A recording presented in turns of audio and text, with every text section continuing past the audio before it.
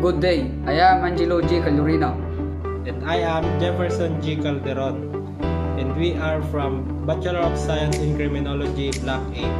And today, we are going to discuss the rise of President Rodrigo R. Duterte. Without further ado, let's get started. In this our first primary source is written article entitled Duterte Rise to Power in the Philippines, Domestic and Regional Implications. Rodrigo Roa Duterte served as the mayor of Davao City, Southern Mindanao for 27 years before rising to the Philippines presidency on May 9, 2016. He garnered 15.7 million votes, representing 39% of the electorate and 5 garnered electoral contest. His victory made Duterte the first mayor to become president. He won on the basis of several good promises, for most of which was to rid the Philippines for illegal drug and crime in just 6 months. To his supporters, his record of cleaning up drug and crime in Davao using a proxy.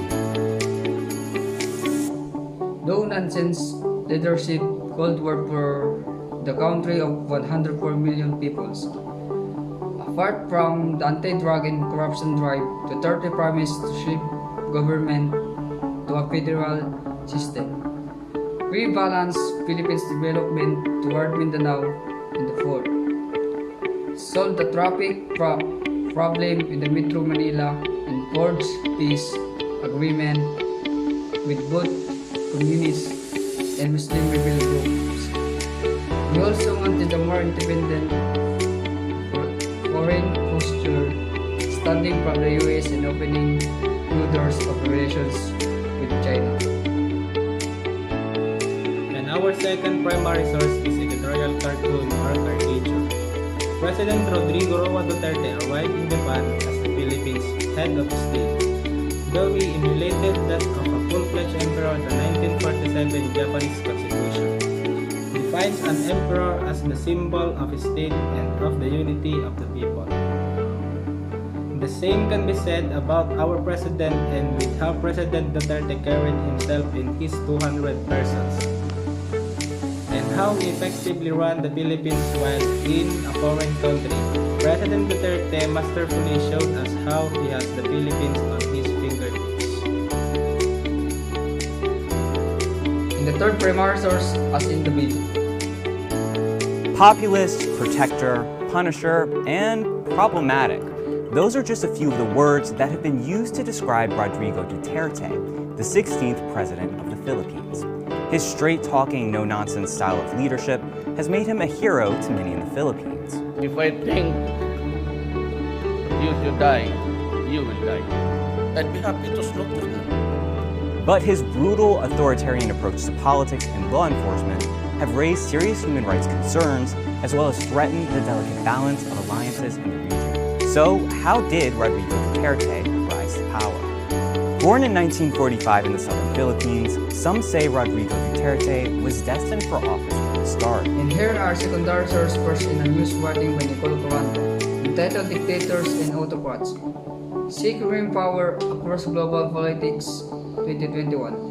Rodrigo Duterte won the presidential elections in June 2016. Duterte is not movie star, but he is a celebrity in his own right. As the long-standing mayor of Davao City, he became a prominent character in many urban legends as a hero through criminal act. Helicopter enforced a disrespectful tourist who ate a cigarette.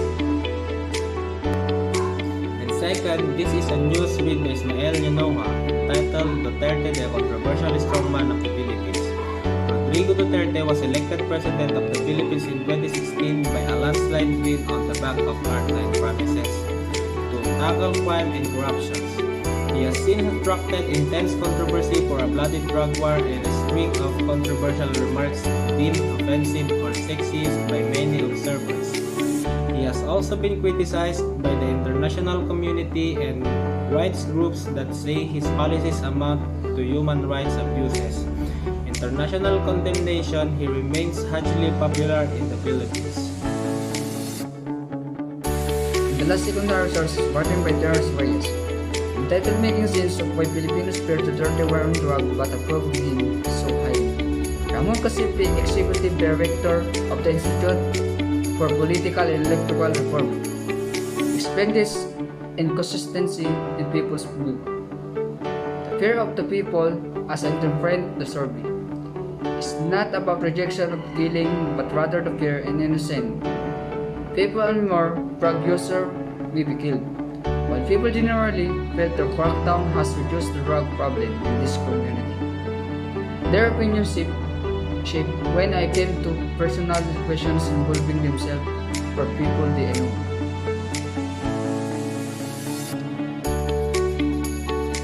The name Rodrigo Duterte is familiar to many Filipinos as it is the name of our president today. It is not like the rest, however, because the man behind that name has changed the face of the politics in the Philippines. His rise to power has been swift one and he has become a controversial figure overnight. He is not perfect, but he changed the Philippines in a short period of time. He built more projects than the past 30 years terms of the past president that will be useful until to the next generation. Less corruption in his political will fight the oligarchy and communism in this country. One more leadership with this kind of money and powerful, the Philippines will continue to rise and be next country to be inspired and equally level to the two development countries. As a student, during his term, I really see how President Duterte do his best to change the Philippines to become better in his short of time. He built a lot of projects. He also lessened the crime and corruption during his time to fight the oligarchy and communism. Here in the Philippines, his hard work and projects may become useful to his own people and to the next generation. But the very most unforgettable about President Duterte is the bloody drug war, which many drug users are being killed. But unfortunately, this is also an innocent people who are being killed. So that President Duterte also been criticized by international community and rights groups that say his policies amount to human rights abuses. But in spite of those criticisms that he received, he still remains as one of the best leaders and president that Philippines had. As one of the person who sees President Duterte hard work and braveness in his term, I can say that during this time, people may have fear on his term, but still he do his best to protect his people and to give them a better life. In this assessment, I learned so much things on how to use primary and secondary sources, which is very important to making an information about something. It made me realize that the two sources has an important role in gaining information in one article. But in different sources, just what I do to have information about the rise of President Rodrigo Duterte.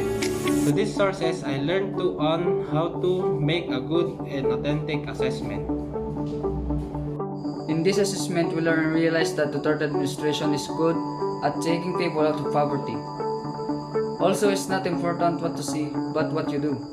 Duterte seems enjoying shouting people his speech and doesn't care to point people against his cause and victims. Because of the President Rodrigo Duterte is popular.